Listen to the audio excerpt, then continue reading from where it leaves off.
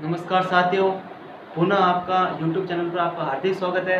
और आज जो हम पढ़ने जा रहे हैं एसएस जो सामाजिक है कक्षा 10वीं की, आज हम उसके ऊपर चर्चा करेंगे, जिसमें हम आपका जो अध्याय है दूसरा संघर्षकालीन भारत के अंदर जो अपन आज टॉपिक लेने जा रहे हैं वो है आपका मुगलकालीन भारत। मुगलों का जो राज था भारत के अंदर वो 1526 से शुरू हुआ था और अंतिम था इसका 1558 ईस्वी, जिसमें पहला जो मुगल आता है जिसका नाम आप सब जानते हो बाबर।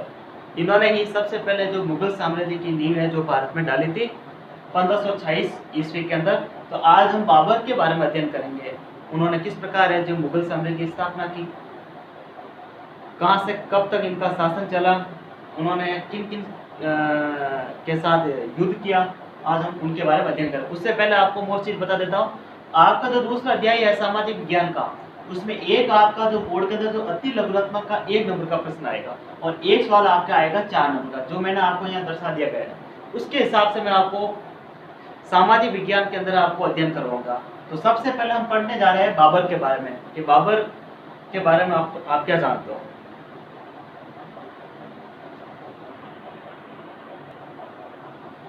तो अब देखिए बाबर के बारे में ये सारी कुछ जो मुख्य जो जानकारी है वो आपके सामने लिखी गई है। जैसे कि सबसे पहले बात है कि जो बाबर है वो कौन सा मुसलमान था, तुर्क मुसलमान था। ध्यान रखिएगा, बाबर जो था वो तुर्क मुसलमान था और किसका वंशज था, तैमूर का वंशज। मोस्ट चीज है ये, छोटे सवाल भी पूछे जाएंगे जो मैंने आपको पहले ही बता दिया और जो बड़े सवाल भी पूछे जाएंगे। तो पहली जो चीज है, ये कौन सा मुसलमान था, तुर्क मुसलमान था, वंशज था ये तैमूर का। और इसकी जो माँ थी वो चंगेज खान की क्या थी, वंशज थी। इनकी जो माँ थी वो चंगेज खान की वंशज थी। ध्यान रखना है, तैमूर का वंशज था ये, तुर्क मुसलमान था, इनकी माता थी चंगेज खान की वंशज थी। अगली जो बात है, इसका जो पूरा नाम कई बार बोर्ड में पूछा गया है, इनका जो पूरा नाम है वो है जहीरुद्दीन मोहम्मद बाबर। जहीरुद्दीन मोहम्मद बाबर था। और जब इनकी पिता की मृत्यु हुई तो फरगना का सबसे पहले शासक बना, फरगना इनके पिता का शासक था।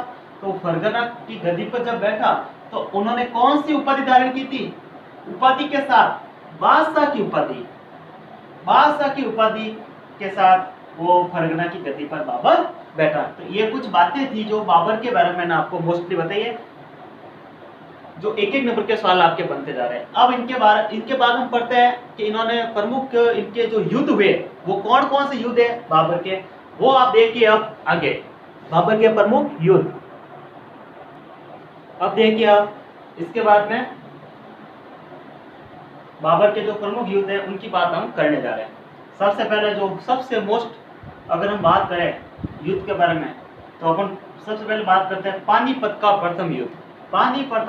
पानीपत का प्रथम युद्ध जो 1526 ईस्वी में लड़ा गया था, मैदान था पानीपत का।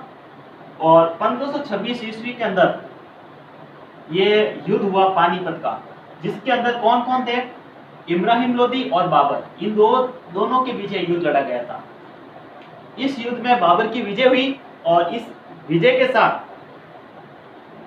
भारत के अंदर मुगल साम्राज्य की स्थापना हो गई और यही है बाबर है जो मुगल साम्राज्य के संस्थापक बने। तो पानीपत का जो प्रथम युद्ध हुआ तो 1546 ईस्वी में हुआ था, इब्राहिम लोदी और बाबर के बीच लड़ा गया था। और इसमें इब्राहिम लोदी बुरी तरह से परास्त हुआ।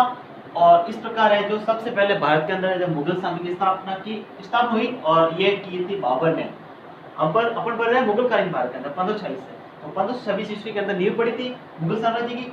दूसरा युद्ध खानवा का युद्ध जस्ट एक साल बाद 1527 ईस्वी में लड़ा गया था। किनके बीच हुआ था, सबसे फेमस युद्ध है ये बाबर और राणा सांगा के बीच लड़ा गया था। 1527 ईस्वी में ये युद्ध हुआ था, खानवा का युद्ध, खानवा का मैदान है, बाबर और राणा सांगा के बीच हुआ था। और इस युद्ध में कौन जीता, इसमें भी बाबर विजय हुआ और इस युद्ध में भी बाबर जीता। और इस युद्ध में उन्होंने जिहाद का नारा दिया। ये थोड़ा इंपॉर्टेंट सवाल है यहाँ पर बनता है। खानवा युद्ध जीतने के बाद उसने जिहाद का नारा दिया और इस युद्ध के अंदर उन्होंने कौन सी पद्धति से ये युद्ध लड़ा था, तुलगुमा पद्धति। कौन सी युद्ध पद्धति से लड़ा था, तुलगुमा पद्धति। अब आगे देखिए उनके कुछ और युद्ध प्रमुख। ये देखिए। और उसके बाद जब वो जीता, विजय हुआ, विजय होने के बाद उन्होंने गाजी की उपाधि धारण की। इस युद्ध के बाद उसने कौन सी उपाधि धारण की थी? गाजी की। गाजी की उपाधि धारण की। अब उस आगे देखिए आप, उसका अगला युद्ध जस्ट 1 साल बाद और 1528 ईस्वी में हुआ था। उसका वो था चंदेरी का युद्ध। चंदेरी का युद्ध 1528 ईस्वी में लड़ा गया बाबर और मैदिनी राय के बीच में, और इस युद्ध में भी बाबर जीता। इस युद्ध में भी कौन जीता? बाबर जीता। उसका बाद में जो अगला युद्ध था, घाघरा का युद्ध। घाघरा का युद्ध 1529। जितने भी जो युद्ध हुए चारों, इन युद्धों के बीच में 1-1 साल का अंतराल आ रहा है। 1526, 27, 28, 29। तो 1529 के अंदर घाघरा का युद्ध हुआ बाबर अफगानों के बीच, और इसमें भी अफगान बुरी तरह से परास्त हुए। इसके बाद में इस वीडियो के अंत में आपको एक बार ये जो युद्ध हुए, इस युद्धों की एक ट्रिक बताऊंगा। ट्रिक के माध्यम से आप इस युद्ध के बारे में आप अच्छी तरीके कर सकते हो। ठीक है। तो अब इसके बाद ये तो थे इनके युद्ध। अब इनकी जो मृत्यु हुई या कुछ और जो बातें हैं वो आप आगे देखिए।